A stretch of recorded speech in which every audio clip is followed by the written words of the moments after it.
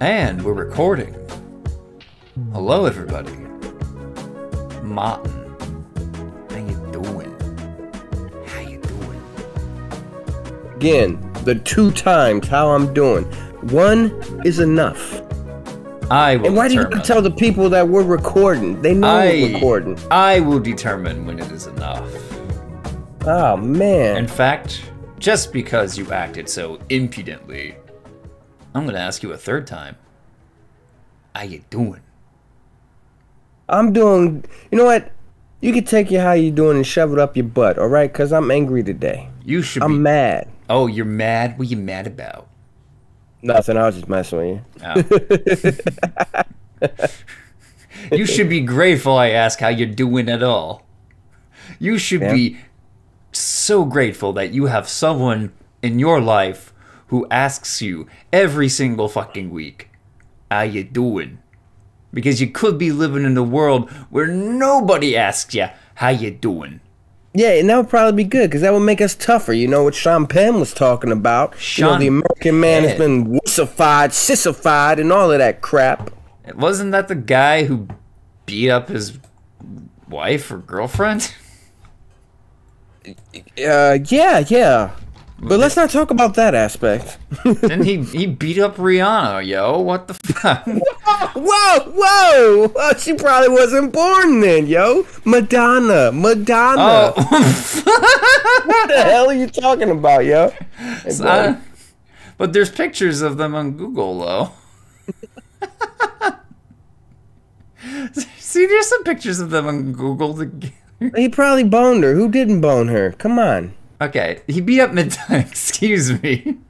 Okay. Maybe these super famous women should not all have names that end in like How about that? Well, A is the feminine in Greek and Latin. And maybe that's a problem. I don't know about Greek. I think E is the feminine, but I know it is in Latin. Wait, it is in Latin because names like Sophia are Greek. Oh, okay.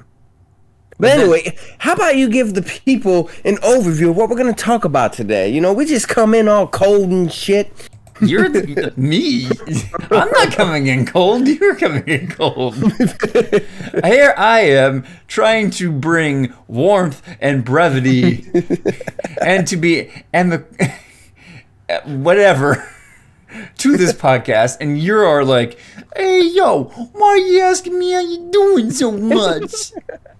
Who you fuck think you are? Maybe I don't want anyone to ever say how you doing to me. I'm Martin. Motherfucker. Are you a friend who used to work with us over here? Which friend would that be? Snowballing. Oh. No one who listens to this will understand that reference. And I would urge every one of you out there, do not look up, do not try to ascertain what snowballing is. And if you know what it is, you're a sick pervert. Don't do that. I did not know that until some guy at our work, where we used to work, just out of the blue told me that. I was walking by him, he said, hey, do you know what snowballing is? I'm like, no. What's snowballing? Here we are, a very serious podcast. And I'm not going to say it because I just took a shower before this podcast, and I'm not going to have to take another shower because that's dirty. And we're not dirty here, folks. We're not dirty. We're trying to keep it clean. Clean like a bar of soap. Clean like, your feet after you wash them. That's what we're trying to be. We're aiming to be a podcast that high school teachers would feel comfortable directing their students to listen to. Because that's what I am. Mm-hmm. So talking about snowballing, Martin, isn't the way to do it. I'm trying to tell everybody out there, don't waste your mind, rot your mind looking up that kind of stuff. Instead, why don't you look up the real stuff? You know what I'm saying? The stuff we're going to be talking about today. Yeah. Which, we actually got quite a lot for you today, folks. Oh, boy. Quite a bit. So, first things first, we're going to be covering some things that Martin wanted to talk about regarding the education system, specifically about private schools and religious schools, and why they probably shouldn't be using taxpayer resources for their activities. Secondly, we're going to be talking about... I forget the second thing. Because we're talking about 3 things today, right? You were triggered by the Tennessee... yes. Thank you for reminding me. My ADHD was saying, no, you're not going to remember. We're going to be talking about the recent ban of the graphic novel Mouse by one Tennessee school district. And that has me fired up all over again.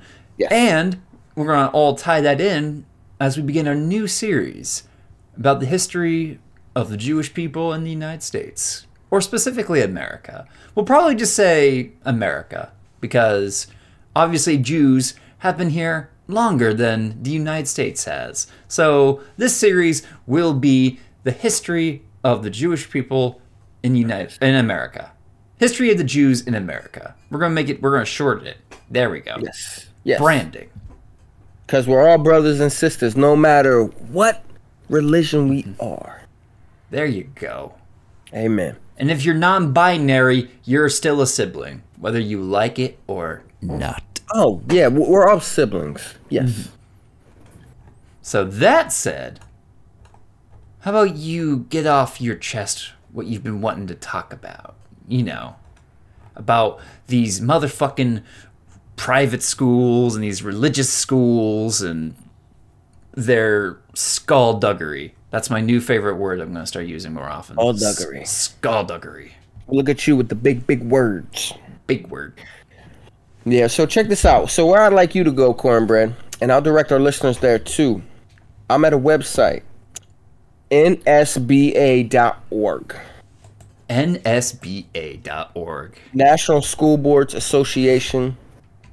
I posted it in the chat. I'll post a link of this also in the YouTube clip. And also I want you to go to Cornbread, as well as the rest of our audience, edchoice.org. I'll also post a link of this. edchoice.org? edchoice.org. Oh, Ed Choice. It sounded like you said Ed Troyce. No, Ed Choice, like Ed and then choice. There we go. Like pro-choice, yeah. There we go. We found a pro-choice website. No. So anyway, so when we talk about this issue of school vouchers, y'all, just a quick overview. School vouchers are education tax dollars that are diverted from public schools to help subsidize the tuition of private and religious schools. At least that is the perspective of someone who is against school vouchers. From the perspective of somebody who is for school vouchers, here is what they say school vouchers are. School vouchers give parents the freedom to choose a private school or religious school for their children using all or part of public funding set aside for their children's education. Under such a program, funds typically spent by a school district would be allocated to a participating family in the form of a voucher to pay partial or full tuition for their child's private school, including both religious and non-religious options. So those two definitions I got from both perspectives. Very important. Consider both perspectives, y'all. We're not here to crap on anybody. We're here just to consider both perspectives. Okay. All right. So, a couple thoughts. I wrote some notes down.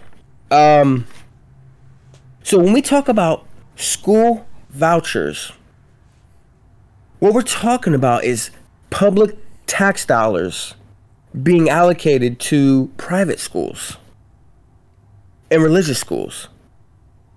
That's what both sides agree on. Both sides agree on that. So, that's the truth. If we can find truth between both sides. Sure. So, where I stand on this issue is I'm a public school teacher, so you could probably guess where I stand on this issue. I teach high school, public high school. And one of the things that I want to make clear here, Cornbread, are you in the other thing that I sent you in the Discord chat?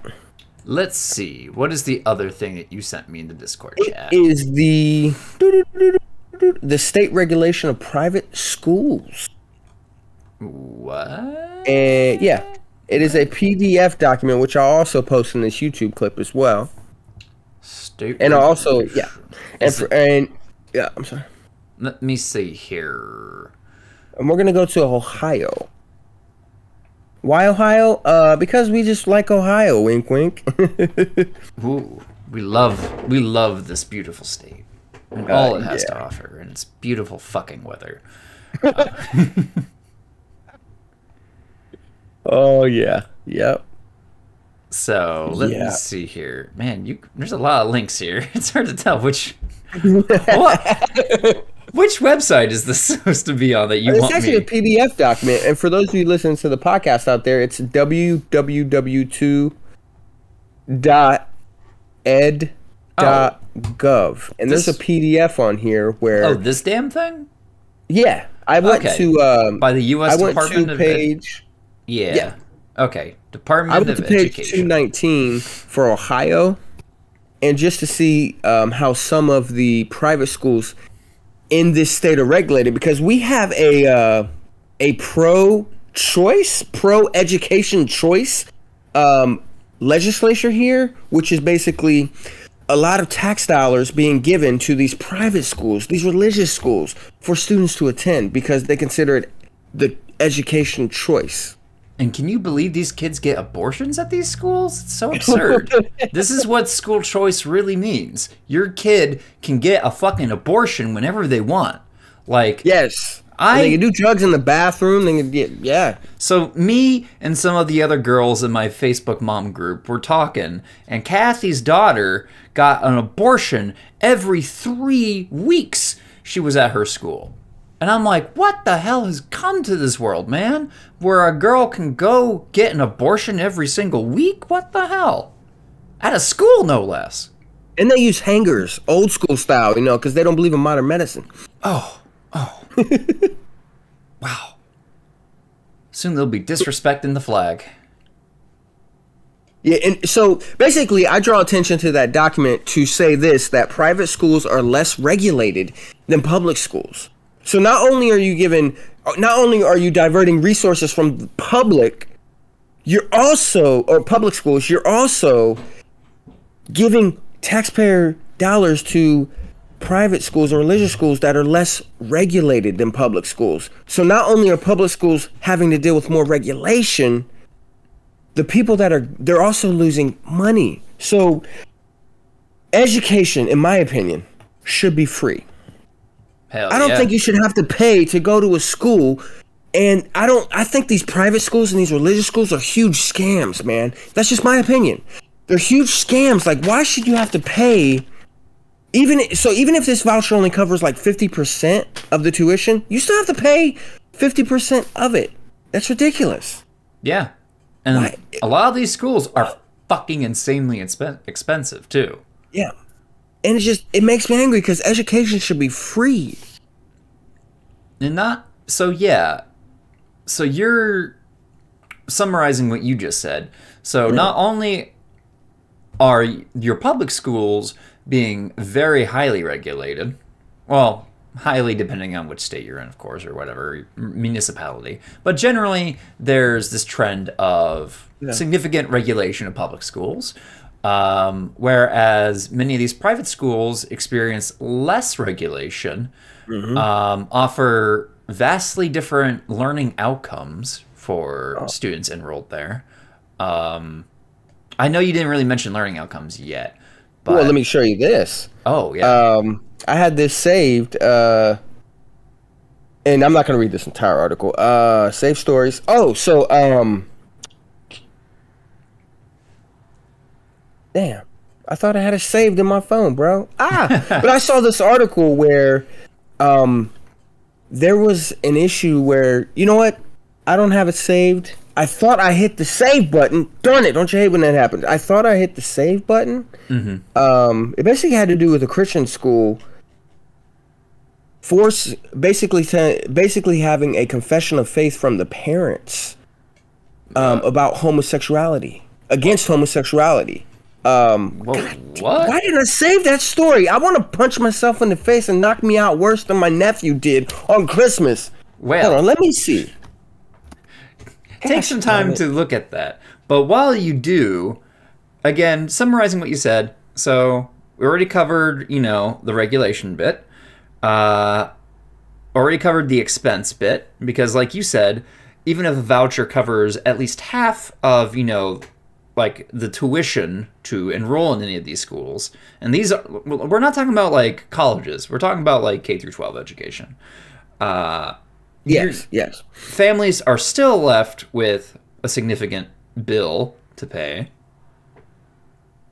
And these schools do take taxpayer resources. They take taxpayer dollars away from fucking public schools, many of which are critically underfunded. Barely fucking scraping by. Like, how many fucking stories do you see out there about, like, teachers buying books and supplies and shit for their students? That South Dakota thing. Remember that? Teachers, those teachers who participate in that should be ashamed of themselves. Oh. And if you don't know what we're talking about, I mean, this is real. This isn't fake, quote-unquote, fake news. In South Dakota, at a hockey game, in halftime or whatever, or between periods, whatever, teachers were scrounging for money to pay for school supplies on the ice. This was for entertainment value. Like, what? Everybody could see. Everybody in the stadium, not stadium, but whatever, the arena, whatever, could see. Why would you belittle yourself for that?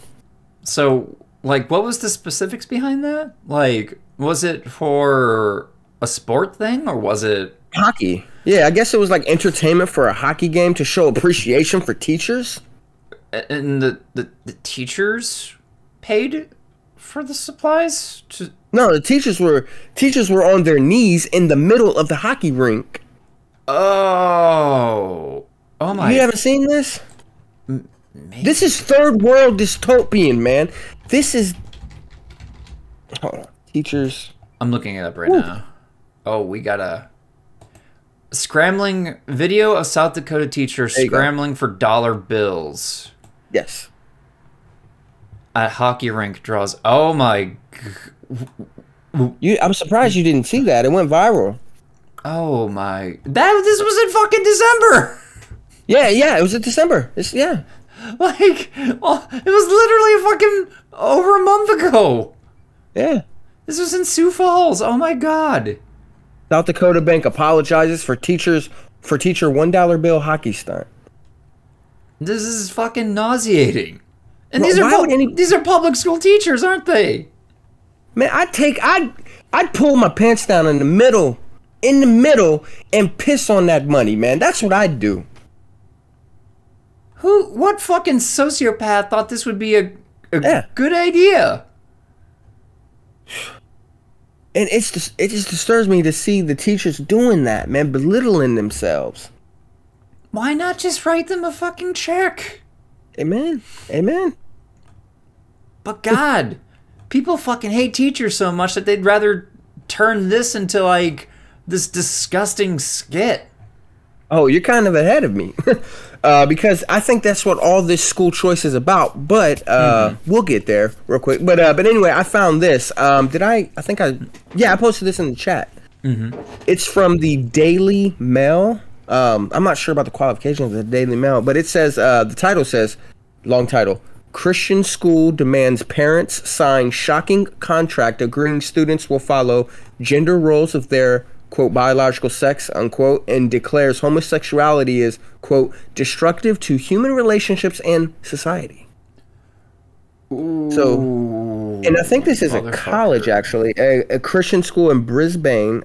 Is that? Brisbane. Australia has, what is it? I don't know. Go ahead. A Christian school in Brisbane has asked parents to sign an enrollment contract that allows it to expel a child who comes out as gay just a week before the school year begins. Oh my God. This is what this is about, man. There it is. Yeah. This is so disturbing, man. As an educator, and this is the tip of the iceberg, because if you really look at the fruits, and I say fruits as the consequences, the effects, the fruits of this education choice system, those are some of the fruits. Another example of how this is hurting my state and my school district is this lawsuit that was filed. 100 public schools are suing Ohio, saying ed choice voucher programs are unconstitutional. So 100 school districts, including the one I work for, filed a lawsuit last month in this. No, not even last month. Last month, January 4th. They filed a lawsuit calling, quote, an existential threat to Ohio's public school system, challenge the constitutionality of the state's voucher program. You know, that ed choice voucher program that we talked about? Yeah. If they succeed, if these 100 school districts succeed, it could mean the end of the ed choice scholarship programs that currently cover at least part of the private school tuition for more than 50,000 Ohio children. Again, why are we making parents for K through 12 students pay? I don't like that. I don't like it. Supporters of the lawsuit filed in Franklin County say Ohio must secure a single system of common schools and give $2 billion to private institutions over the last decade goes against that goal. According to Columbus City School Board member and plaintiff Eric Brown, funding schools that aren't for everybody is not the business of the Ohio General Assembly, the legislature of Ohio, and it is not the responsibility of Ohio taxpayers to pay for these private schools. And let me just give you something that shocked you when I told you. Oh, yeah. I told you, and this is God honest truth. My public school district has to provide transportation for private and religious schools. And not only my public school district, but all the public school districts in the state of Ohio have to provide transportation to private and religious schools. Now, why is this a big deal? Well, look at what's going on now with staff absences and transportation staff absences. This can result in individual schools and entire school districts going without physical in-person learning. But aren't these same people who are for education choice? Don't they want in-person learning? Well, how the hell can you have your cake and eat it too? You can't. So this is how this stuff affects the school districts. It takes away that money. It takes away the tangible stuff that we see with that money, like transportation. I'm reading the Dispatch article that you sent. Me too. And one quote that they got comes from a guy named Aaron Bayer, longtime school choice advocate and president of the Center for Christian Virtue. What the fuck is the Center for Christian Virtue? Center for Christian Virtue seeks the good of our neighbors by advocating for public policy that reflects the truth of the gospel. Theocracy. They want a theocracy. Yeah, pretty fucking cringe, actually. That's their words, not ours. Yeah. So they're the Taliban. They're the Christian Taliban. Yeah, okay. Let's call them what they are. So Christian Taliban over here. So here are their 3 pillars. Public policy, advocating for laws that uphold the truth of the gospel to protect and promote our fundamental freedoms across the nation. Buddy, I don't think they've really heard of the Constitution before. Engagement, networking, equipping, and empowering businesses, churches, and families. Notice that they said businesses first. To have an active voice in their government and local communities. Lobbying. Education. Actually, yeah, it kind of is lobbying. Education. Equipping citizens and the next generation to understand the political and cultural issues facing us today. Empowering them to know how to respond. And they have like little Bible quotes underneath them. That's cute. Great. So, wow. Okay. It is so... Yeah. They are, the Center for Christian Virtue is Ohio's largest Christian public policy organization. Oh, they even have a Twitter. That's neat. So, oh, they're on GuideStar? What does GuideStar have to say? Oh, it's paid. Fuck you, GuideStar. I'm not going to pay for you. So this guy, Aaron Baer, of this particular organization, is quoted saying, "The bottom line is, after maybe the most difficult educational circumstances in our lifetime, for the public schools to try and kick out their kids out of their schools right now is absolutely disgusting." But who's kicking kids out of school? These heartless school teachers or leaders, yeah. These heartless school leaders are trying to make their kids' lives more miserable. It's unbelievable. Who's doing this? What is he talking about? How many... You having worked in public education for, what, 8 years now? 8 or 9 years?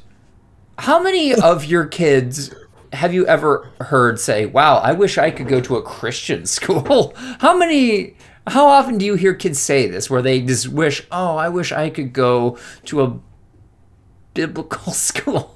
A school based on biblical values. Not many. And you know, also, but speaking of that too, like during study hall periods, I've had students read the Bible. No, okay. I mean, hold on. I should rephrase that. I didn't force students to read the Bible, but like during study halls, when I had study halls, and it was like reading time. Like, all right, buddy, get out a book, read something. We're gonna do some work. We're gonna read. Some students took out the Bible, and there's nothing wrong with that. There's like these fine. People say there's no prayer in school. Dude, that's literally a non sequitur. It doesn't. These people create issues out of their anus. Those things don't exist in the public schools. There is no discrimination against people from other religions, man. Like, if a student wants to read the Quran, if the student wants to read the Bible during their free time, nobody's stopping. If a student wants to sit on a bench outside and pray with fellow students, nobody is I've seen that. Nobody is stopping them. And we're not told to. We're not even told. We're not told to stop them. We're not told anything because it's a non-issue. These people just want to destroy the public school system. Also, in this Aaron Baer jerk off, he just wants taxpayer money. That's all for his religious schools. How do you think this shit fucking... this stuff doesn't pay for itself, literally. God is for some reason not really blessing these schools, so he's instead having to rely on taxpayer money to fund these operations. Yeah. And you know what, too? During my study halls, I have books. I had a Quran. I had a Bible. You know, it's a non-issue. It's not an issue. Like, I've had multiple religious texts in there that students can read on their own time, right? I've had multiple stuff. This lawsuit... Oh, I'm sorry. I was going to say, there's another thing while I'm reading, too. Aside from this whiny dickbag Aaron Baer going on about, in the Columbus Dispatch article, there's a section about segregation in schools. So maybe you can speak some truth to this as well.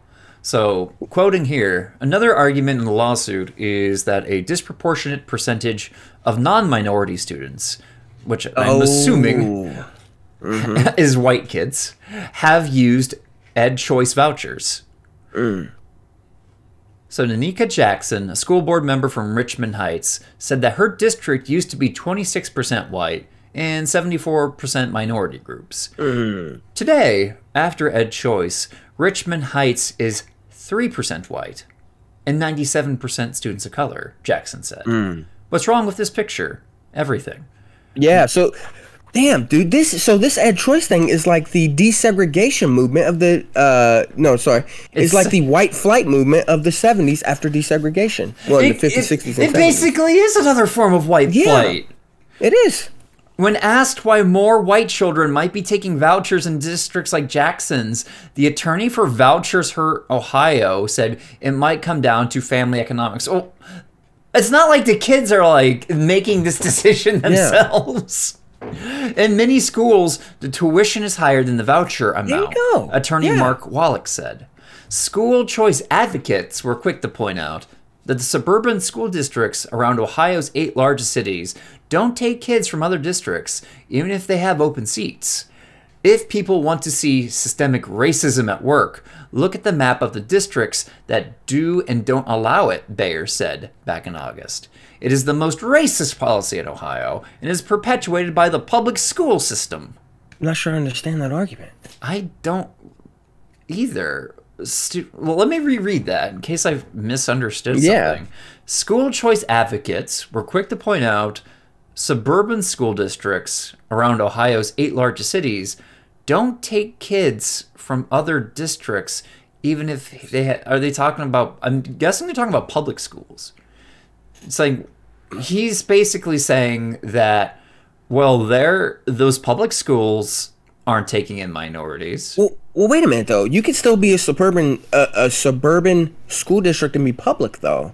Yeah, because Groveport Madison actually is in that lawsuit is included within that 100 schools suing the state of Ohio or the Ohio Department of Education. Yeah. Not only that, but like wouldn't a lot of these suburbs also be probably like majority white in most cases? I don't really.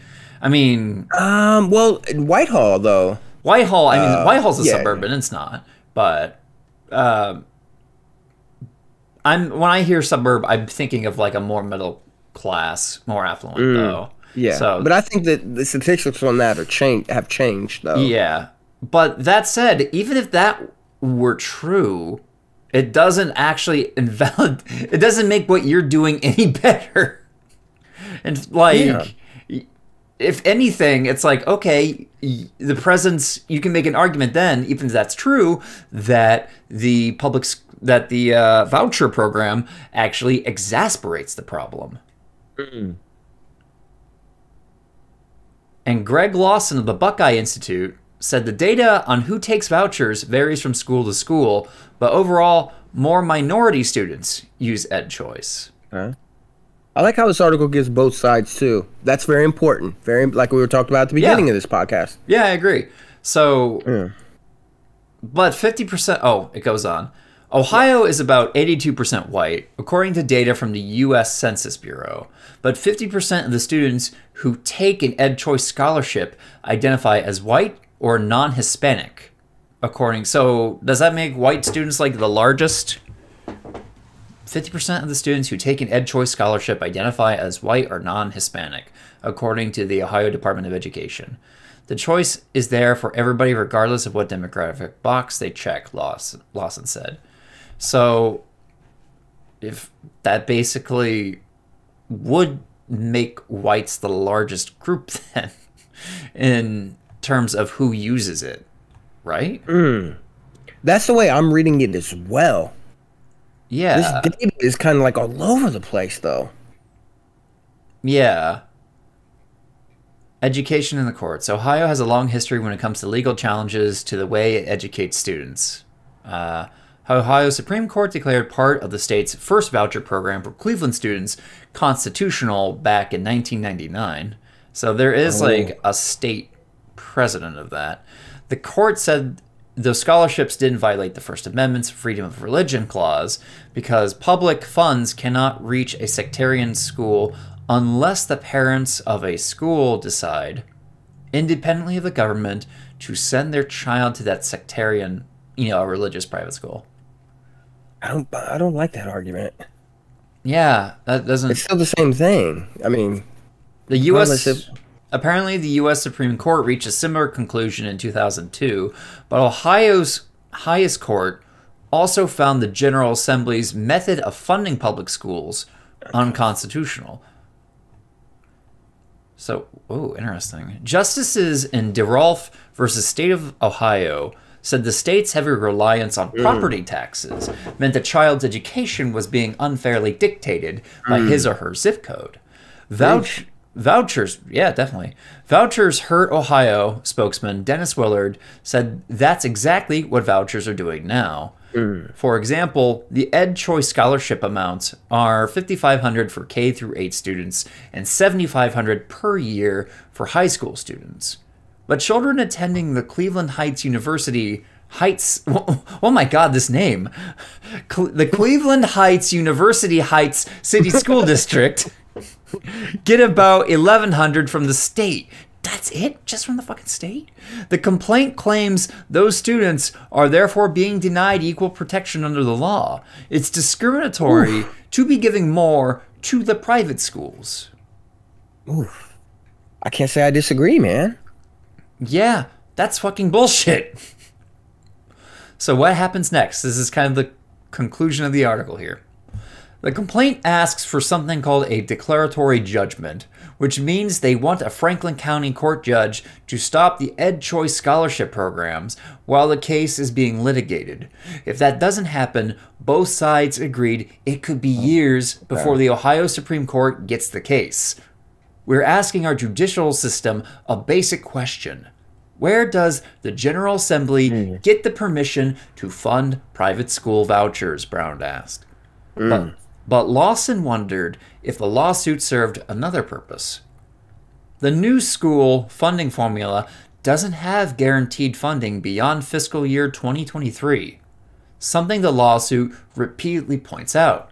It does seem to imply that if you increase the funding, that might make it okay, Lawson said. Is this really about budget positioning? And then attached is like the actual court document. Yeah, the complaint, I think. Yeah, the complaint. So that was a lot. Well, yeah, before you go, though, before we move on, though, you kind of skipped over... oh, yeah. I think an important different perspective from ours, from Senate President Matt Huffman, Republican from Lima, Ohio. Oh, hit me up. Yeah, because I want to make sure... I want to be fair. I know what I believe. We know what we believe, but you know, just like when I teach, I want my students to decide for themselves. I'm not into teaching indoctrination. So, the section that you skipped over, I don't think you saw it, what this case is about. So this lawsuit by those 100 schools rests on 5 different arguments, but the crux, the central aspect of the case centers around the idea that school vouchers created multiple school systems. And that harmed the one common system state lawmakers are supposed to protect. Because in the Constitution, it says education system, not systems. And so this argument goes a lot with pay as well. Moving on here. So take the Fairborn City School District as an example, said Andrew Wilson, a board member with Public Education Partners, a group of educators, parents, and other interested parties advocating for public education. The district received an additional $90 from the new school funding formula over the next 2 years. Meanwhile, private schools in the district will get about $3,000 more per student.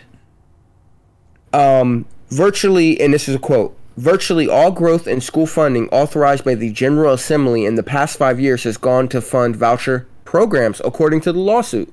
But that Senate President Matt Huffman disagreed, and here is Huffman's reply to that, or refutation, I guess, refuting of that. We've increased spending on public schools by 50% in the past 25 years, and that doesn't count that $12 billion we spent in tobacco money on school buildings. Huffman said they have plenty of money. Wait. Can you reread his argument? He responds to that argument that more money is going to fund voucher programs, more taxpayer money from the General Assembly. The Ohio legislature is going to fund voucher programs. Senate President of Ohio Senate President Matt Huffman replied, quote, "We've increased spending on public schools by 50% in the past 25 years, and that doesn't count that $12 billion we spent in tobacco money on school buildings, Huffman said, the public schools, I think, have plenty of money. So, counter argument, or his perspective on it, which I think is important. So he's basically saying that these public schools actually have plenty of money. Yeah, that's what he's saying. Yeah, but it still doesn't address the fact that more money is going to voucher to private schools, taxpayers. Taxpaying money is going to private and religious schools. Yeah. So that doesn't really address that much, actually. It seems like he's just saying that, they're not as hard pressed for money as they're making themselves out to be? Do you think I'm paraphrasing that right? Or I'm probably oversimplifying what he's saying, because I was also multitasking too. I can kind of see what you can see. Yeah, I can see. No, I'd agree with your interpretation of it as well. Okay. I don't know. But I think in conclusion of this, you know where I stand. I'm all for public education. I don't think anybody, especially K through 12, should have to pay for education, whether that be the parents or the students. Because check out this. We could do a whole episode on this school district. Actually, it's a chain. It's a chain, a national chain. We could do a whole episode on indentured servitude. So make some note of that. Of students paying for their education in a private school. So, but that's another episode for another day. So yeah, I think my thoughts are, for one, the fact that we do fund schools based off property taxes is fucking absurd. It's not just Ohio. It's the fucking country. That's just how the United States funds so much of these schools is through local property taxes. But that you're just guaranteeing a system of completely unequal outcomes. And that's weird too, because that seems to have bipartisan agreement, right? It seems like people on both sides of the spectrum can agree to that's a weird unequal system. Yeah, it's guaranteed. It's not just unequal outcomes, but unequal opportunities too.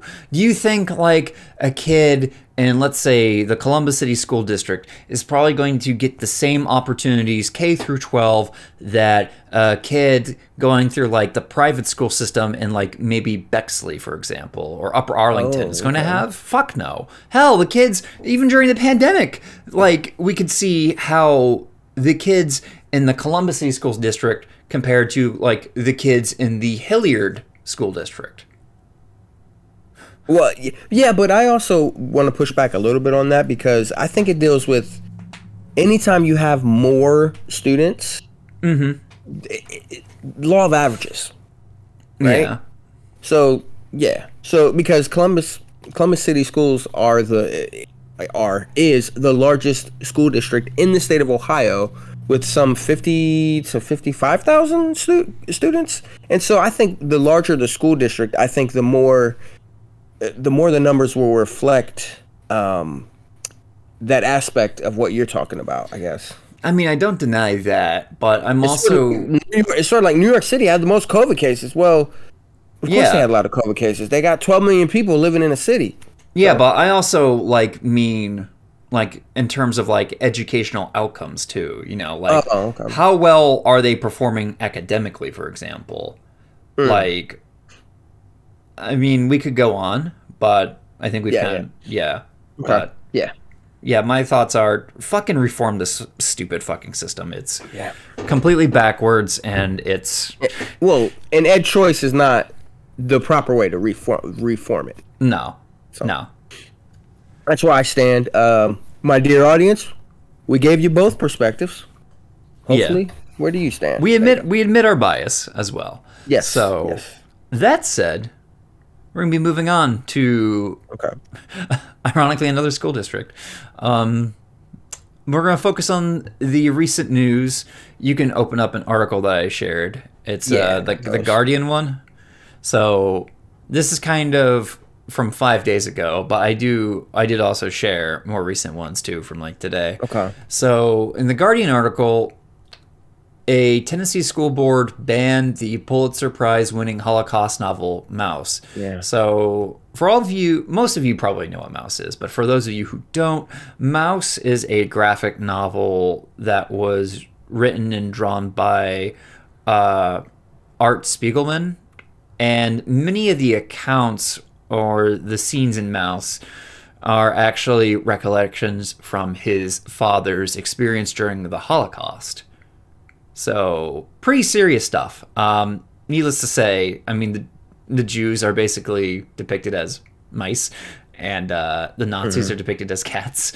Well, it's a great way to introduce children to this very, very disturbing world history event and process. Because the Holocaust was a process, right? It wasn't just one thing that happened and it's over. It was a process. Yeah, it's not like the Nazis immediately just began, like, getting Jews into, like, vans and trucks and trains and shit. It was a very gradual process that ultimately culminated in the final solution. Yeah, during World War II. Genocide and wars, there's a correlation. Yeah. A positive correlation. Yeah. So, going straight to the article.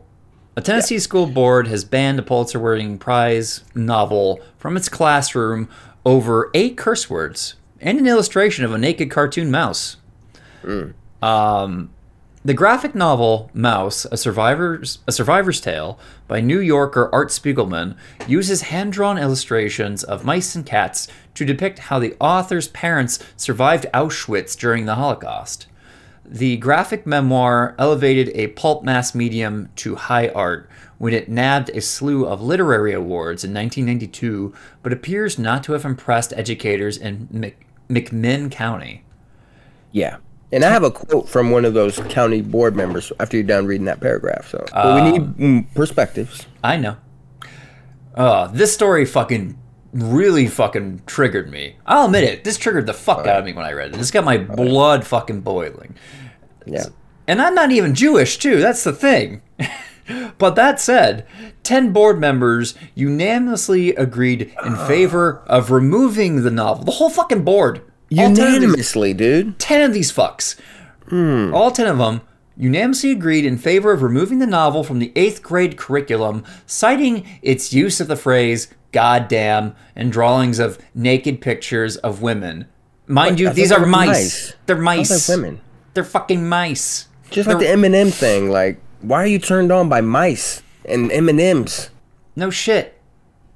According to, and this is all according from the minutes taken from the Board of Education meeting earlier this month. This is directly from the source. So there's no, like, uncharitable, like, this is not us being uncharitable to their position. Yes. They are literally saying, naked mouse lady bad. Bad words bad. Mouse lady. Oh, and you know what, though, too? I actually listened to a couple videos from Art Spiegelman himself. That's actually so Maus is actually very personal to him because that's his mother's suicide. Yeah. Yeah. So it's like you're erasing somebody's history. And you're erasing how they cope using their art to deal with that history. Not only that, her death is a consequence of the Holocaust. Like, if the Holocaust had not happened, his mom would probably still be around. So, this is a quote from the director of the school, Lee Parkinson. There's some rough objectionable language in this book. Parkinson continued to say he had consulted with our attorney, and as a result, we decided the best way to fix or handle the language in this book was to redact it, to get rid of the 8 curse words and the picture of the woman that was objected to. Board member Tony Allman supported the move to remove the vulgar and inappropriate content, arguing we don't need to enable or somewhat promote this stuff. I'm not denying that it was horrible, brutal, and cruel, Allman said in reference to the genocide and murder of 6 million European Jews during the Second World War. Actually, it was possibly higher than that, but that's another story. It shows people hanging. It shows them killing kids. Why does the educational system promote this kind of stuff? It is not wise or healthy, he added. Wow, buddy. It fucking happened. What do you mean? Buddy, you would fuck... Oh, this is a guy... You can't teach the Holocaust. You can't teach lynching, extrajudicial killing without images, without graphic images. You can't. Yeah. Otherwise, I mean, it's how you sanitize... This is how you exactly sanitize things like the Trail of Tears. Of... Yeah, or slavery. This is how you sanitize slavery. You make it seem all like squeaky clean as possible. You take out all the things that make it horrible. Like, you can say it was horrible, but you need something grounded in that historical event to actually realize why it was horrible. Context. Yeah, like, for example, like, you want this stuff to have an effect. So, like, for example, one of the things that really turned public opinion during the Vietnam War was all the reporting that was taken from there, where all these graphic photos of, you know, like, villages being burned down and, like, Vietnamese people, like, running naked from their, you know, like that little girl. From that little girl. Yeah, from My Life. From My Lead. Yeah. So when you this is even assuming that this is their actual intent. You know, I'm not assuming that these are like all like 10 neo-Nazis who got fucking elected to the board, but I'm saying that there is this tendency in especially American history to sanitize fucking everything, and then you eventually get kids who don't even know why these things were bad in the first place. Or even care. I mean, how many fucking teenagers, or not just teenagers, but like Americans, how many of them like indulge in like Holocaust skepticism and shit? Or Holocaust denial? Yeah. And there's like, oh, that shit could be faked. Well, they're probably introduced to it like without the aid of these type of things like Mouse, which build empathy for our fellow men and women, for our fellow humankind. And these people want to take out like the bad. You're gonna ban the entire book unless they get rid of the naughty words. Like, is that the worst thing? Is that seriously the worst thing happening in the story? Some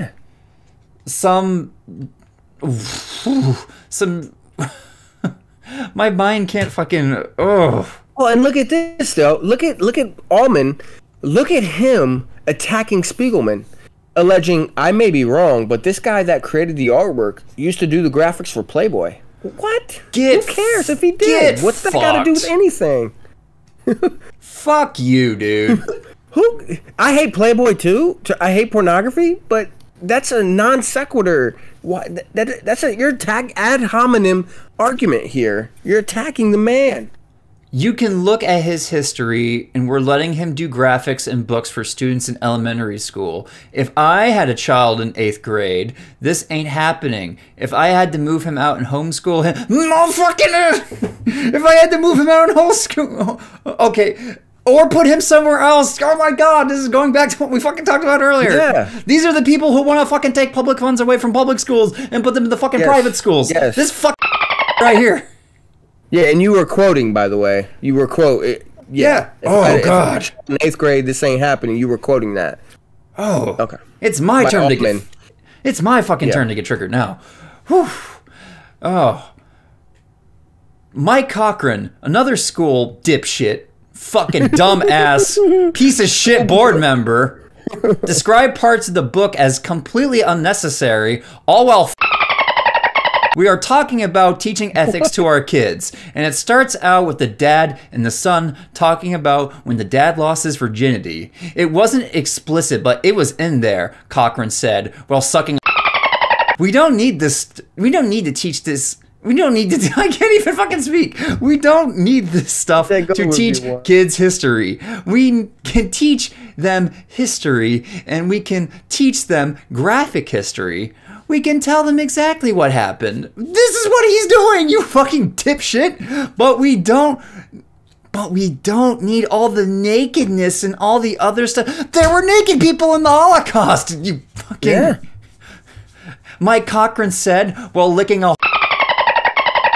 Cochran proposed revisiting the entire curriculum over concerns it was developed to normalize sexuality, normalize nudity, and normalize vulgar language. It's a QAnon child, everybody's a child molester conspiracy theory there. How old are these people, I'm wondering? And they're talking about this dude, turn on the fucking TV and you can see how, it's that's, and I agree with him too in the sense that, yeah, our freaking pop culture is trying to do that. I agree with him on that point, but this book isn't. This guy wants to live in a bubble.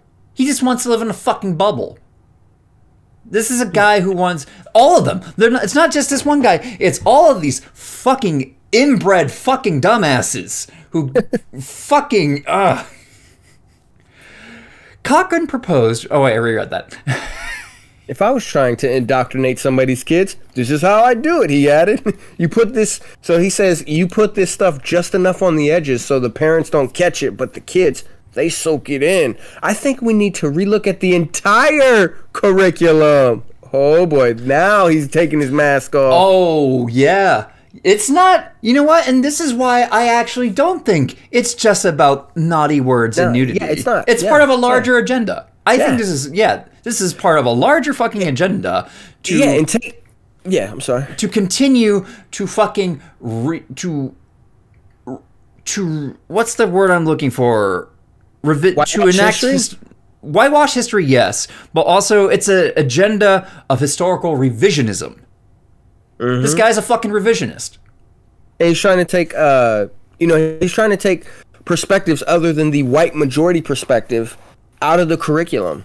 And so this decision comes as conservative groups across the country are stepping up campaigns to ban books from school libraries, often focus on works that address race, LGBTQ issues, or marginalized communities. These people want to erase all of these groups and their actual history from real history. The board did have some supporters with Julie Gooden, an instructional supervisor and former history teacher, and Melissa Knight, the federal program supervisor, backing the novel's inclusion in this curriculum. I think anytime you are teaching something from history, people did hang from trees, people did commit suicide, and people were killed. Over 6 million were murdered. I think the author is portraying that because it's a true story about his father that lived through that. Oh, wait. Wait, this is a person that wants it. Wait, hold on. The board did have some supporters. This is confusing. The board did have some supporters. Oh, no, wait, this guy... What the fuck? This is weirdly written. This is confusing, yeah. Okay, so... No. Well, hold on. Hold on, people out there. Read this sentence and tell me if you think so. The school board, did have some supporters with Julie Gooden and Melissa Knight, the federal program supervisor, backing the novel's inclusion in the curriculum. Yeah, that's not even my fault. What the fuck? What? Wait a minute. If they supported the board's decision, why would they back the novel's inclusion into the curriculum? I'm confused. Okay, let me continue. Because this is continuing from Knight. I can talk of the history. I was a history teacher, and there's nothing pretty about the Holocaust. And for me, this is a great way to depict a horrific time in history. Gooden added. Wait a minute. I'm confused. Like, they said they were supporters of the board?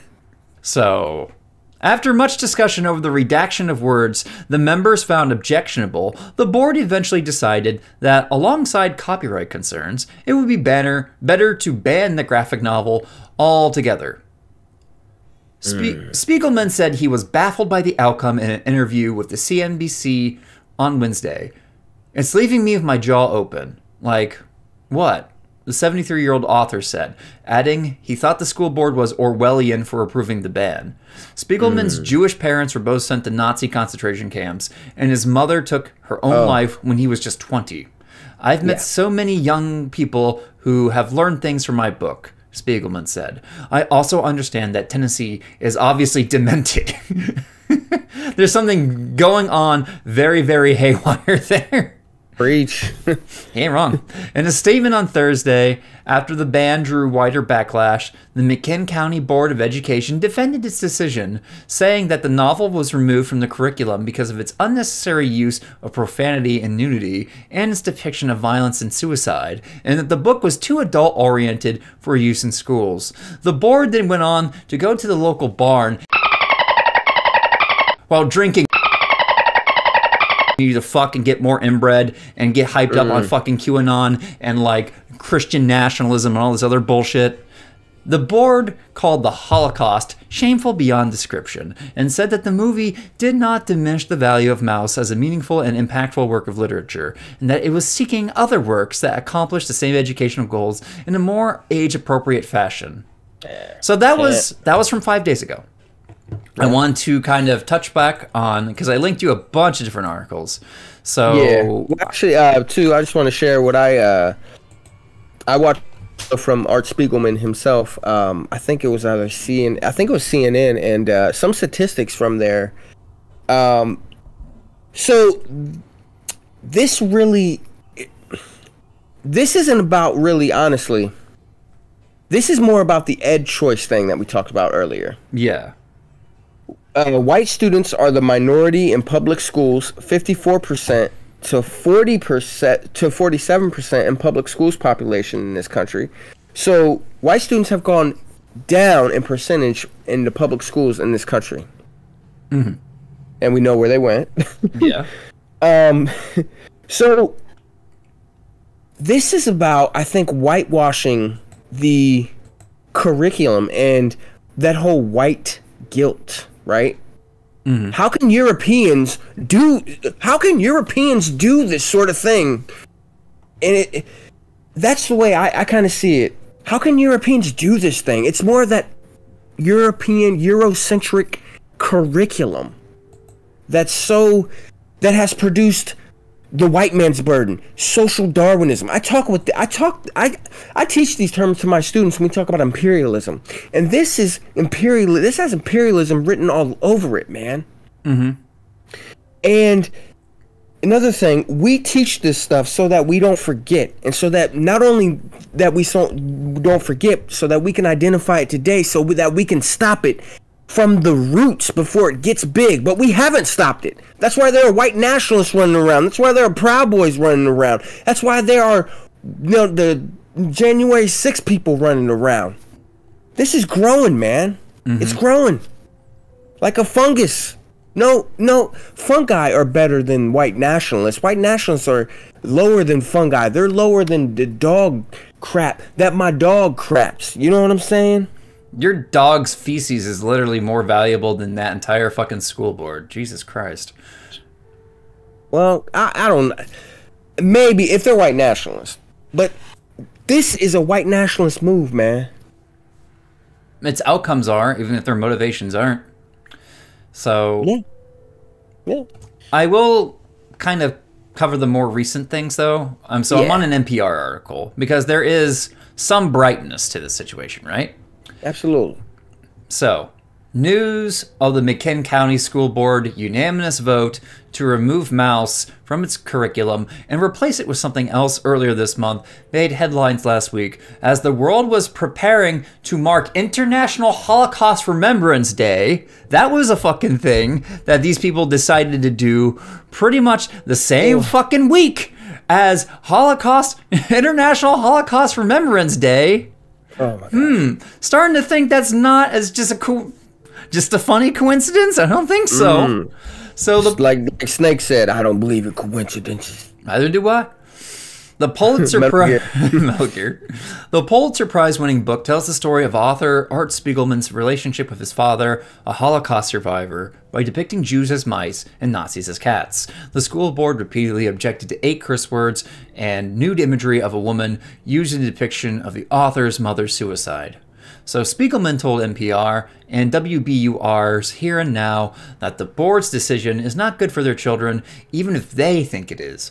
The U.S. Holocaust Memorial Museum, the Anti-Defamation League, the NAACP, and other groups have criticized the ban, noting the important role the book, which was originally published in serial form beginning in the 1980s, plays in teaching students about the Holocaust. Well, now, mouse appears to be in even greater demand, and in some cases, supply in Tennessee and beyond.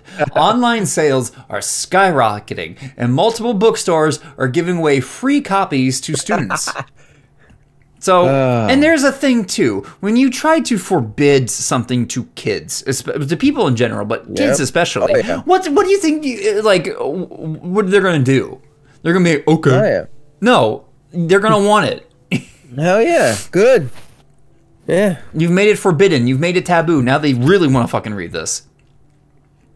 So Spiegelman told CNBC that he was heartened by the response, noting it's not the first of its kind. The school board could have checked with their book-banning predecessor, Russian President Vladimir Putin, he wrote. Woo! He made the Russian edition of Mouse illegal in 2015, also with good intentions, banning swastikas, supposedly, and the small publisher sold out immediately and has had to reprint repeatedly. As criticism of the ban spread across the internet, it appears that many readers rushed to order copies for themselves.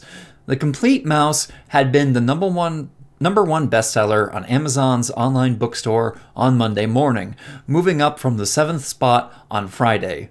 The top 3 bestsellers in the literary graphic novel sections are The Complete Mouse, Mouse 1, and Mouse 2. Damn. Other bookstores are taking steps to get the book and its important message into the hands of more readers. Ryan Higgins, the owner of a California comic book shop, offered via Twitter to donate up to 100 copies of The Complete Mouse to families in the McKinn County area. Illustrator Mitch Gerards and screenwriter Gary Whitta have made similar offers. Fairy Tale Bookstores and Fairy Tales Bookstore, and more in Nashville is partnering with school librarians to give away free copies of Mouse to local students, and patrons are encouraged to donate to the cause at a discounted price. I love librarians, man. Librarians are awesome. I bet you'd say that. Nirvana Comics in Knoxville announced last week that it had started a program to loan or donate a copy of the book to any student who requests it, and within a day had received donations from all over the world. It later started an online fundraising page to support the purchase of copies for students locally and nationwide, and has nearly quadrupled its financial goal with more than $79,000 raised as of Monday morning. Organizers said all extra funds will go to local and state organizations to help support untold stories. Yeah. So good shit. We thought this would be a local support to help a magnificent piece of literature stay in the hands of students in the McKinn County, they wrote on Saturday. But this has become a global priority. Hell the fuck yeah. Rich Davis, who owns Nirvana Comics, has led the campaign, told the Jewish Telegraphic Agency that because the county is only home to about 50,000 people, the outpouring of support could potentially make it possible to donate a copy of Mouse to every kid in McKinn County. There's more to this article, such as about educators and community institutions taking up, which I think is also pretty fucking great. I'm going to read I'm going to skim through some of this. Others are making an effort to help the community grapple with the lessons of Mouse and what its removal from the curriculum represents. Scott Denham, a Holocaust and German Studies professor at North Carolina's Davidson College, is offering a free online course for McKinn County 8th graders and high school students who are interested in reading the Mouse books. A fucking professor is like, yo kids, you can come to my fucking class at this college. You want to learn about the fucking Holocaust. It's all good. Hell yeah, man. I don't know why I made Scott sound like that, but whatever. I have taught Spiegelman's books many times in my courses on the Holocaust over many years. He wrote on a website created for the course. Oh, there's a link. Oh, yeah, I went to there. Oh, this is fucking cool. Cool. I'll have to look at that later.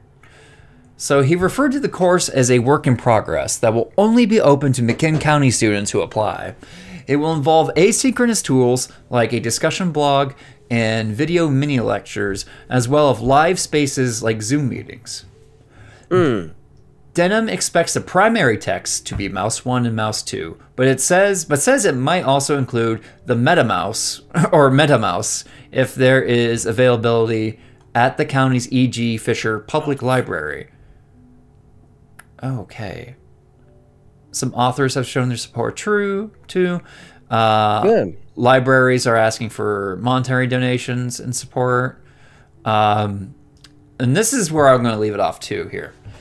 In the meantime, St. Paul's Episcopal Church in McKinn County is planning to hold a discussion event of its own on Thursday.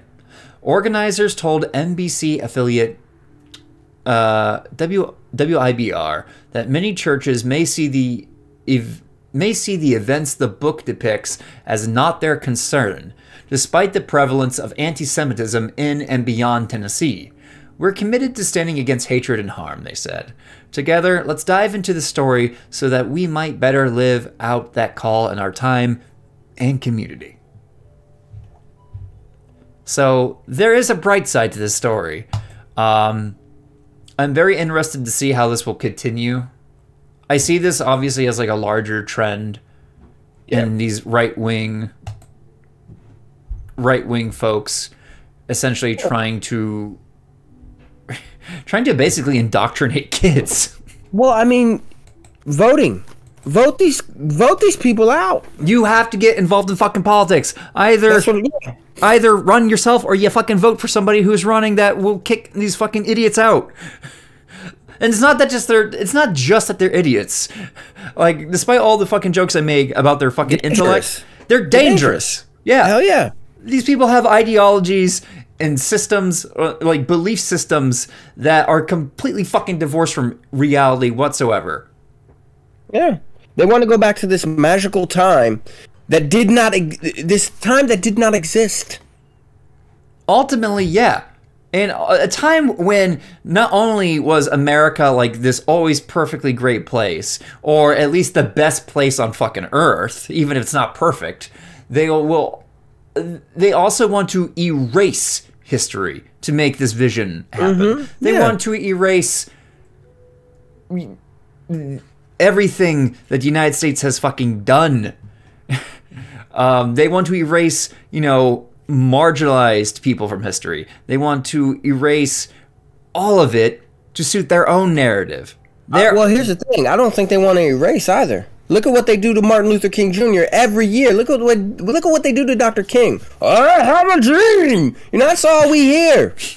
We don't hear anything about him being anti-capitalist. Yeah, anti-war. If you can't erase them, you whitewash them. Yeah, exactly. Yeah. Like I teach my students in Black history. When I taught Black history, I teach them about Stokely Carmichael, Kwame Ture, Black Power, Lowndes County, Alabama. That's what I teach. Yeah, and if these people had their way, you wouldn't be teaching that shit at all. No, I wouldn't be teaching that. That Dr. King said his dream became a nightmare 11 months before he died. Count 10 months before he died. In an NBC interview. Yeah. That's shit that triggers me as well.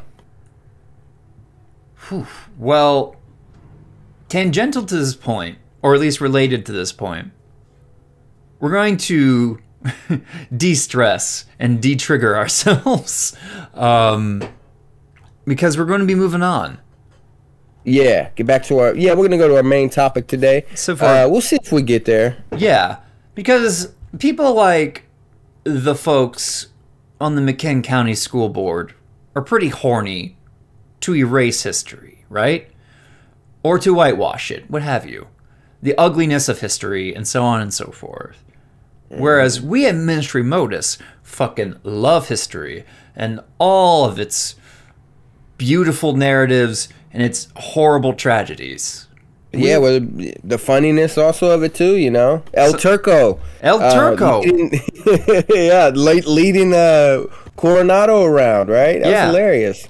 Yeah, and remember Joe at the Alamo, right? Joe at the Alamo. Hell yeah, man. Remember the public universal friend. PUF, the notorious. Who fucking dabbed on the authorities while trying to arrest them.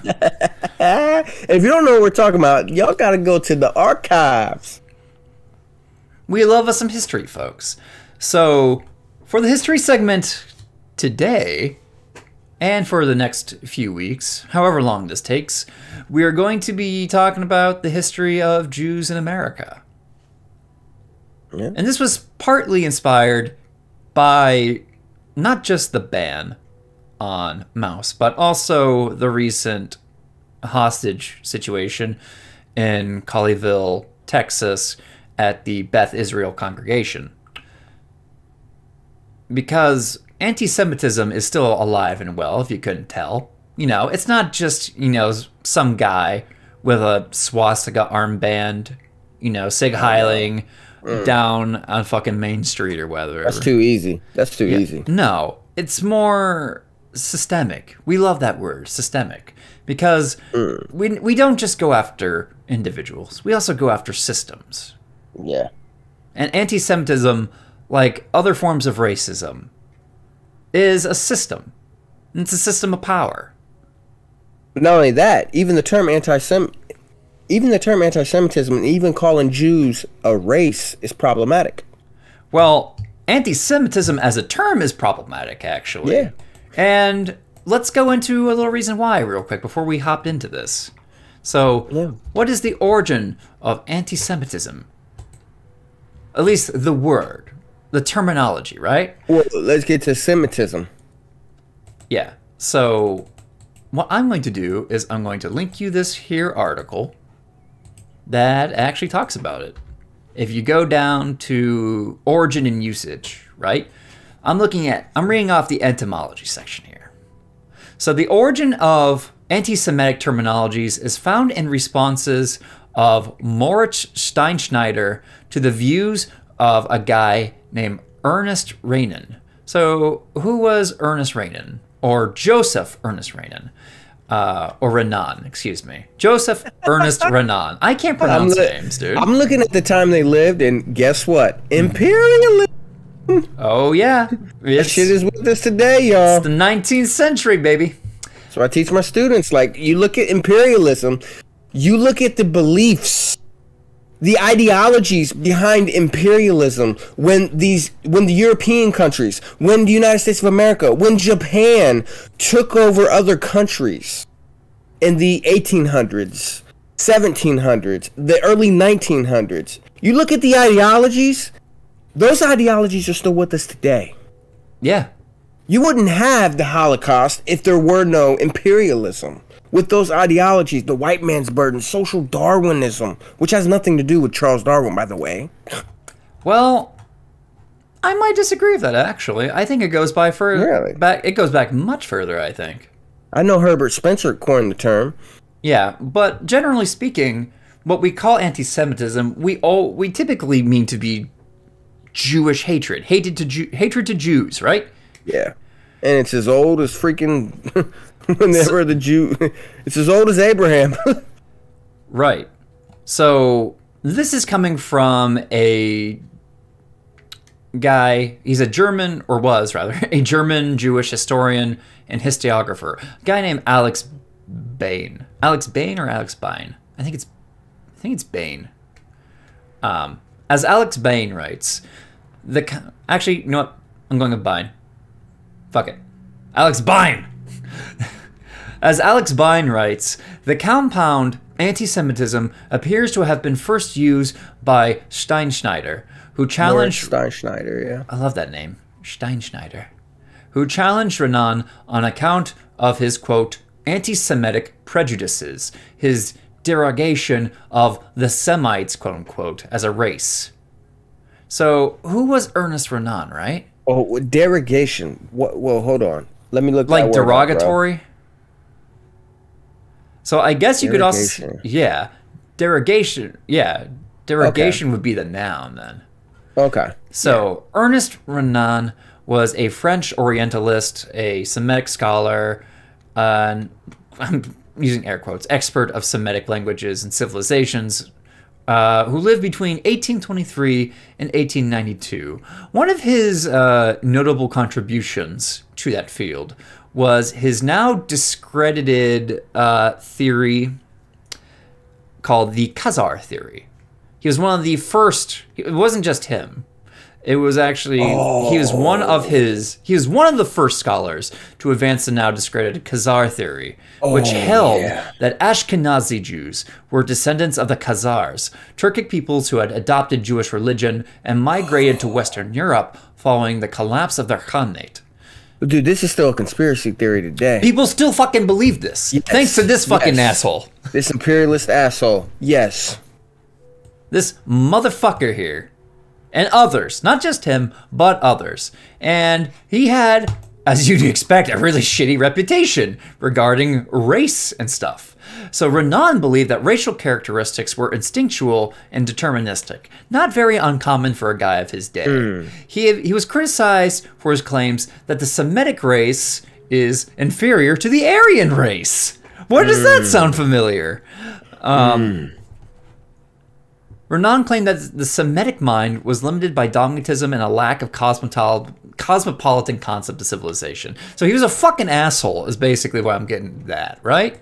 So, and this was how Moritz Steinschneider was basically describing this man's repulsive, even if they were normalized, they're still fucking repulsive view towards Jews, right? So, Avner Falk, and he's a clinical psychologist and author, Avner Falk. He writes that the German word antisemitisch, antisemitisch, was first used in 1860 by the Austrian Jewish scholar Moritz Steinschneider, and the phrase antisemitisch Vorurteil, I don't know, basically saying anti-Semitic prejudice. Steinschneider used this phrase to characterize the French philosopher Ernest Renan's false ideas about how Semitic races were inferior to supposed Aryans. Pseudo-scientific theories concerning race, civilization, and quote-unquote progress became widespread in Europe in the second half of the 19th century, especially as Prussian nationalistic historian Heinrich von Treitschke did much to promote this form of racism. He coined the phrase, and I'm quoting here, "The Jews are a misfortune," which would later be widely used by the Nazis. Say that shit loud, man. He coined the phrase, "The Jews are a misfortune." Hell yeah. Ugh. According to Avner Falk, Treitschke, fuck this guy's name, Treitschke uses the term Semitic almost synonymously with Jewish, in contrast to Renan's use of it to refer to a whole range of peoples, based generally on linguistic criteria. So although a guy like, if I'm getting this right, a guy like Renan would have thought that Semites would probably include Jews, whereas, Heinrich von Douchebag here, I've got a quote from him that I teach my students. Oh, hit us with that quote. All right, so imperialism, right? I teach my students this. I teach them, because this explains the ideology of social Darwinism and the white man's burden. Quote from Heinrich von Treitschke. Quote, "All over the globe today, we see the peoples of Europe creating a mighty aristocracy of the white races. Those who take no share in this great rivalry will play a pitiable part to come.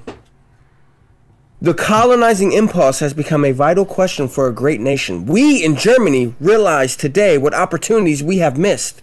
The consequences of the last half-century have been appalling, and in them England has conquered the world. We must and will take our share in the domination of the world by white races." And he wrote that in 1887. Whew.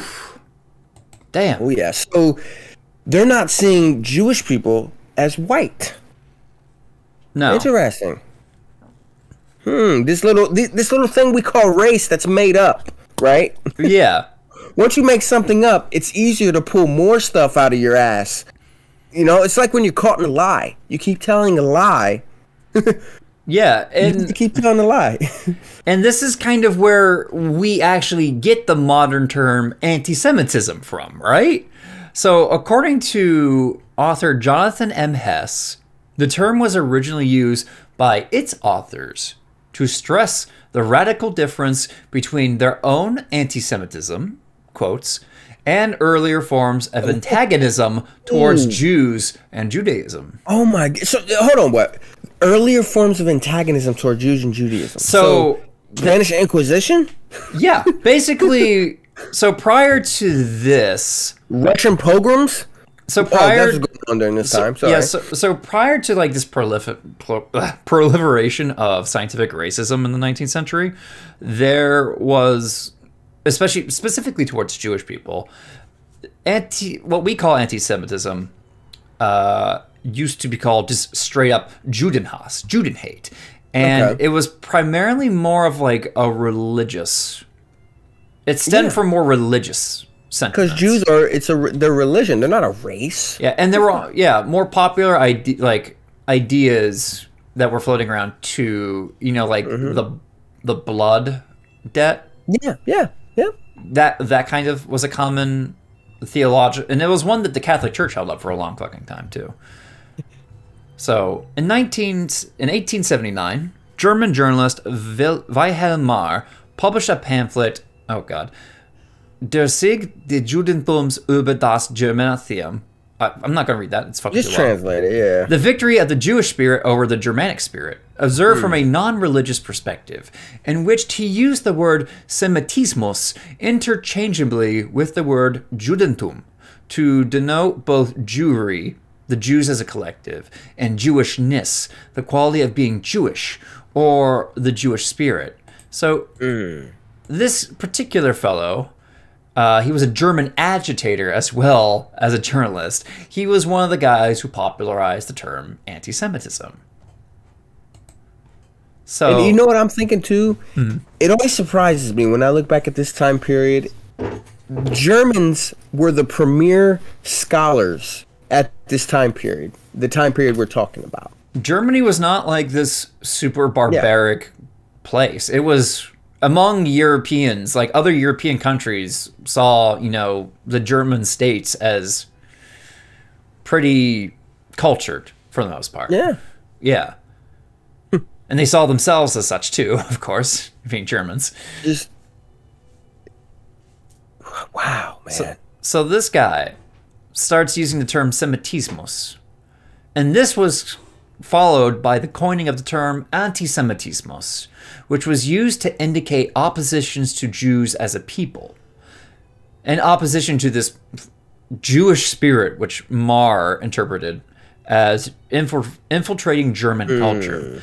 His next pamphlet, The Way to the Victory of the Germanic Spirit over the Jewish Spirit, presents a development of his ideas further, and they present the first published use of the German word antisemitismus, anti-Semitism. So this pamphlet became super fucking popular, and in the same year he founded the the League of Anti-Semites. The hell is this? League of Anti-Semites? Apparently named to follow the Anti-Kanzlerliga, Anti-Chancellor League. The League was the first German organization committed specifically to combating the alleged threat to Germany and German culture posed by Jews, and their influence in advocating their forced removal from the country. So go back to remember what he said in the very first pamphlet, that his ideas were not from this religious perspective, you know, that Christians had, but rather it was used almost in this racial perspective instead. So essentially, when these guys started to call themselves anti-Semites, this was a trendy way to basically call themselves Jew haters. Jew hater, Judenhass, basically fell out of fashion, I guess you could say, right? Yeah. And now the League of Anti-Semites, these are supervillains, man. Yeah. So I think it's a good idea to kind of continue maybe exploring this idea of anti-Semitism for the rest of the episode. No, I agree with that, yeah. And then that way, when we start talking more about the history of the Jews in America... Especially in the 1800s, yeah. Yeah, then we will have a much kind of better, a clearer idea of what we're referring to, and just a better idea of anti-Semitism in general. In fact, we should stop saying anti-Semitism, because it's a word that was coined to make bigotry sound appealing. So in 1879, Wilhelm Marr founds the Anti-Semitic League. Identification with anti-Semitism and as an anti-Semite was politically advantageous in Europe during the late 19th century. For example, Karl Lueger, the popular mayor of Fin de Siècle, Vienna, and basically end of the century Vienna. End of the century, yeah, Vienna, yeah. Skillfully exploited anti-Semitism as a way of channeling public discontent to his political advantage. And in its 1910 obituary of Lueger, the New York Times notes that Lueger was a chairman of the Christian Social Union of the Parliament and of the Anti-Semitic Union of the Diet of Lower Austria. So now it's being politicized. Right. For political gain. So in 1895, a fellow by the name of Alexandru Cuza, he was a Romanian far-right politician and economist, organized the Alliance Antisemitique Universelle in Bucharest. You can probably guess what that fucking means. Alliance of the Universal Anti-Semitic Alliance, essentially, is what he said. In Bucharest. In the period before World War II, when animosity towards Jews was far more commonplace, it was not uncommon for a person, an organization, or a political party to self-identify as an anti-Semite or anti-Semitic. The earliest Zionist pioneer... And before you go on... Oh, yeah, go ahead. This is just a great learning tool right here, because it teaches us the Nazis did not invent anti-Semitism, or what are we calling it now? Let's just call it Jew hate. The Nazis didn't invent Jew hate. The Nazis did not invent that. Nope. In this most educated society, in this one of the most advanced societies at the time, Jew hate was like the in thing. It was like, yeah, man, I'm gonna wear the Jew hating shirt today. You know what I'm saying? Something like that. So the Nazis didn't invent Jew hate, y'all. They did not. That's very important to realize when you study the Holocaust. That's something I teach my students too as well. The Nazis didn't invent this stuff. Yeah. So in comes a guy named Leon Pinsker, and he's a early Zionist, right? He was a physician and a Zionist activist.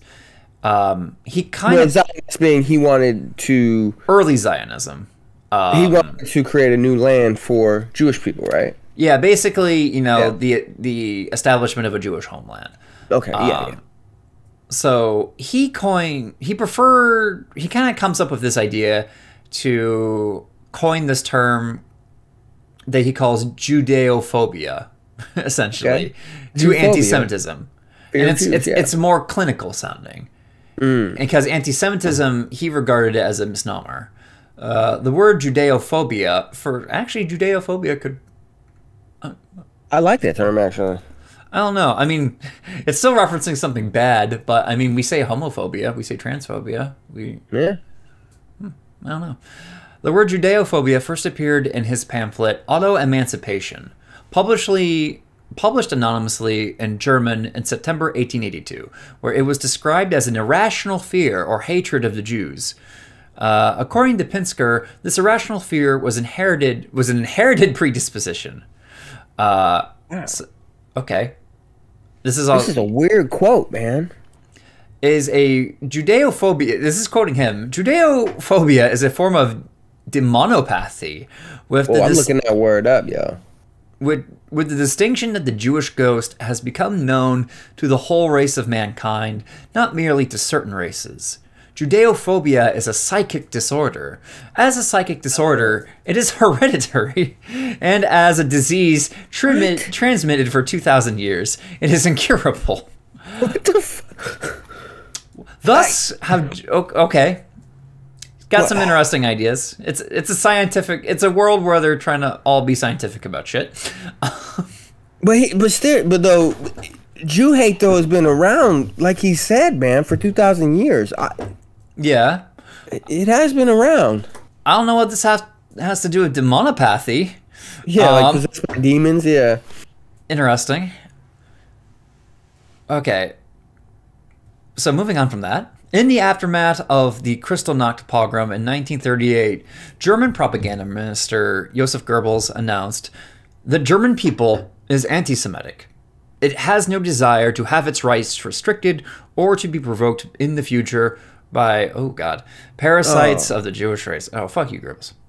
Glad he's dead.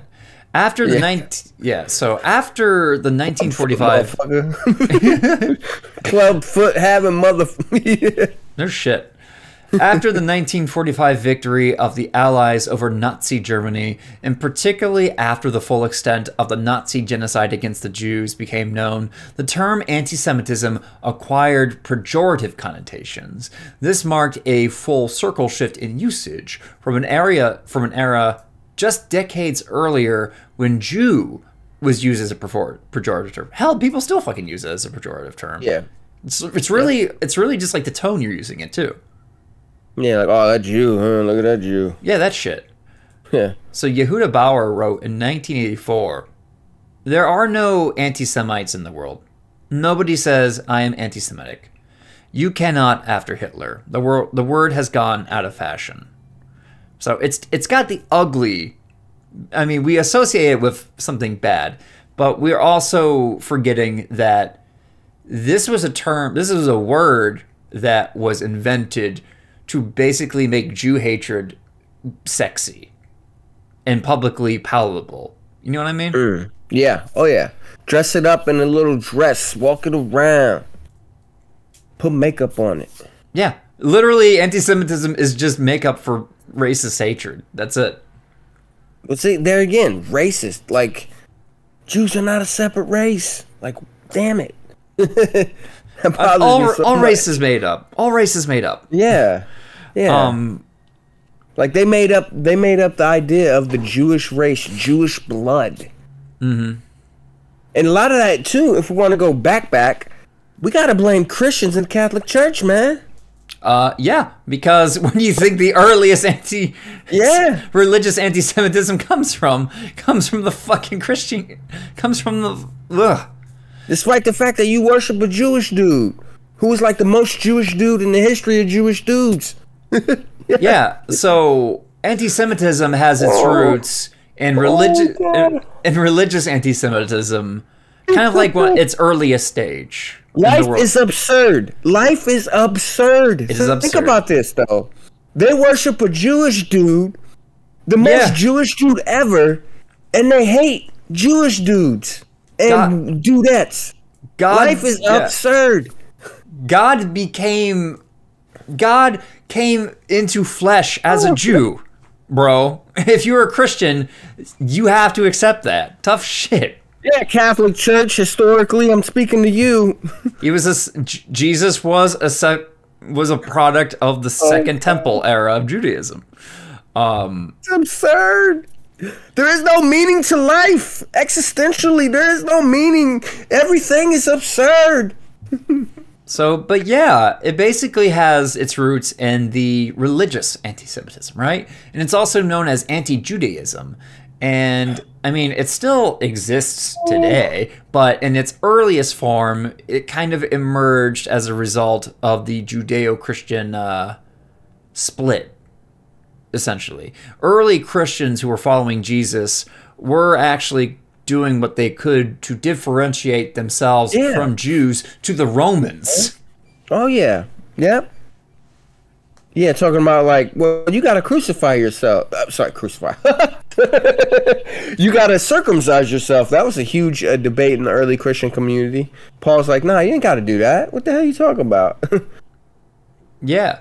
So and even Protestants too, bro. It's not just Catholic Church. Martin Luther was a huge Jew hater. yeah, he really fucking hated Jews, dude. Not Martin Luther King Jr. Martin Luther, Yeah. the guy who started the Protestant Reformation. And I'm also not trying to single out Christianity here because Islam has its own history of anti-Semitism. Yeah. But for the most part, what came first? Christianity came first, not Islam. Yeah. Oh yeah. Where do you learn it?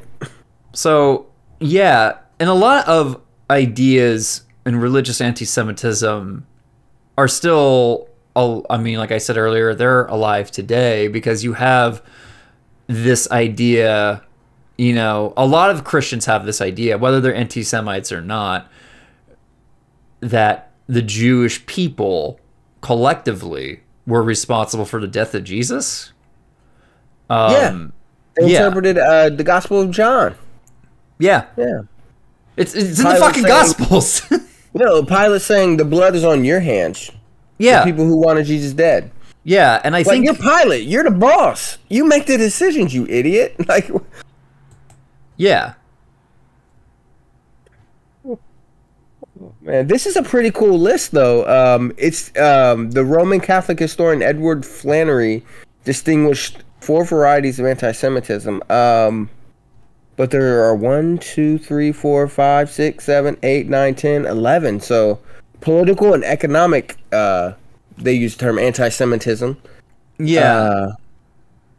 Theological and religious anti-Judaism, nationalistic anti-Semitism, citing Voltaire and other Enlightenment thinkers who attack Jews for having certain characteristics such as, there's the stereotype, greed and arrogance. Yeah, Voltaire was an anti-Semite. Problematic faves, right? I still read Candide, though. And then you also have, what's called new anti-Semitism. And we actually talked quite a bit about that last week. Specifically, we kind of talked more so about anti-Semitism and left-wing spaces, right? It's not exclusively a left-wing thing, though. I mean, obviously, right-wing anti-Semitism is still probably like the one that has its greater chance of, getting elected into office, and all that. You have neo-Nazis, of course, our thing. And you do have people who use criticism of Israel as a shield to cloak anti-Semitism. Yep. I can see that. It's kind of evolved quite a bit in all these different ways. But yeah, we pretty much kind of gave you all the rundown of the history. Where the term originated. Yeah, you got the term anti-Semitic. You got more than the Sparks Notes version of the history of anti-Semitism. Man. So we learned quite a bit today, didn't we? I did. I didn't know that history, man. Yeah. I mean, I knew a little bit about like some imperialist pseudoscience. Mm-hmm. But in terms of like the actual term, where it was first used, etc. Yeah, it has its roots in the pseudoscience, of course, because like we mentioned earlier, and we learned that it was coined as a term coming from the non-religious perspective, which was kind of like the more dominant historical strain of it at the time. So you got guys like Wilhelm Marr who decide to look at it from a non-religious perspective and create a new form of bigotry that still persists today. Like people still believe in shit from the 1900s, like the Protocols of the Elders of Zion. That's still... I'd like to do an episode on that. I'd actually like to read that entire thing so you all out there don't have to. Damn, you're going to turn this... You read it, and next thing we know, it's like Spotify kicks us off, fucking Stitcher kicks us off. Yeah. So I'm trying to where do I go to get this book? And I don't want people thinking I'm I don't want people thinking I hate Jews. I'm like... Isn't it like a pamphlet or something? Yeah, well, I tried looking for it yesterday online, but I couldn't find it. I wonder why. Text. Oh God, hopefully I don't get flagged for this. Oh my God. Text of protocols of. He's getting Oh, flagged. gosh. It was nice knowing you, folks. Yeah, I can't. I can find stuff about it, but I can't find like any text of it. Well, while you look that up, I think it's a good time to maybe wrap things up as well. So, we covered quite a bit of things that really provoked both of us, maybe in quite a few ways. I know you were pretty pumped up when you first told me about, what was going on with the lawsuit regarding the school, the Ed Choice program, the Ed Choice Scholarship. I also, why do you need a scholarship to go to school for K through 12? Fucking ridiculous. That's fucking yeah. This Yeah. ain't college, bro. I got very heated regarding the ban of mouse. Yeah. My move definitely improved when, obviously, I read some of the more recent stories about how it's exploding in popularity now. So now it's in more hands than it was before, thanks to these dumbasses in Tennessee. Great job, guys, all 10 of you. So there's that, and then we kind of got a pretty good understanding of what anti-Semitism really is. It's Jew hatred, and we all kind of knew that, but we really didn't know that that's a term that we use in everyday parlance now, right? Yeah. That originated from guys who were just trying to make their bigotry more palatable to a wider audience. And it worked. It worked very well, in fact, in Europe. So next week, we're going to actually be covering the actual historical part of the Jewish history in America. So we're going to be starting off in 1570, is what we agreed on? 15. Yeah. Around that. 1570, yeah. Because we're not going to just focus on the colonial United States. We're going a little bit further back to one of our favorite topics, New Spain, with the arrival of one of the first Jews in America. Yeah. And what we now know is, yep. Yeah. So and what we now know is what, North America, or the modern day United States of America. Yep. Yeah. Even though North America is Canada, United States of America, and Mexico, and I think also the Indies, but You mean the Caribbean? yeah. Oh yeah. That's the official term for it, or is it still the West Indies? Nope, Caribbean. Okay. West Indies. What century are you living in, old man? See, I got that. Imperialism, man. If we don't check our biases, man, it seems like we all have got imperialist mindsets. If we're in Europe or the United States of America, think about it. So yeah, what are your thoughts? What are your concluding thoughts? My thoughts. My concluding thoughts are about next week. I'm going to be happy about getting away from a lot of negativity in history and learning more about Jewish communities, Jewish settlers, and people like that who have contributed to American history. Hell yeah. Oh yeah, and maybe we'll find some people that like El Turco or Joe from Alamo or the PUF that we can that are in our Hall of Fame, because El Turco, the Hall of Fame, they're in the Ministrymodus Hall of Fame. Oh yeah, we're gonna have to make a little chart and post it on Twitter. Hall of Fame. Hell yeah, man. Is Pope in the Hall of Fame too? Oh yeah, Pope's in the Hall of Fame. Yes. Big Papa Pope. Big Papa Pope. Oh yeah. Brother O. Don't forget Brother O. Oh my gosh, how could I forget? Going back to earlier episodes too, we covered Remember Brother O. I do. Yes. They all get cool, unique nicknames too. So That said, thank you for joining us again this week. And make sure to follow us on Twitter at Ministrymodus for all your juicy hot takes, for updates on our show, and to get in contact with us. And you can follow us on the YouTubes as well. Our channel, Ministrymodus, is alive and well. Martin is still busy as ever, uploading content to that. Trying to make better videos, too.